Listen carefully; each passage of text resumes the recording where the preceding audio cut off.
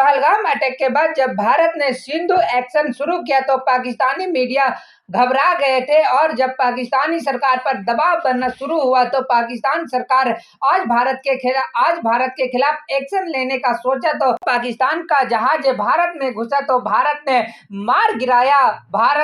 भारत ने पाकिस्तान का F-16 और एक और जहाज मार गिराया और उनका पायलट को भी गिरफ्तार कर लिया गया है। देखकर पाकिस्तानी मीडिया में हाहाकार मचा हुआ है। वो पाकिस्तान जो भारत को बड़े बड़े धमकियां दे रहा था कि परमाणु बम मार देंगे, ये मार देंगे तो भारत को ओ कर देंगे, अब ओ भारत के आगे गिड़गिड़ा रहे हैं और कह रहे हैं कि मोदी जी अब हमें माफ कर दे। जैसे भारत पाकिस्तान के एयरफोर्स को मात्र आधे घंटे में पाकिस्तान को एयरफोर्स और पूरे पाकिस्तान को भारत के आगे घुटने टेकने पड़े और ये देखकर पाकिस्तानी मीडिया बौखलाए हुए हैं कि पहले तो भारत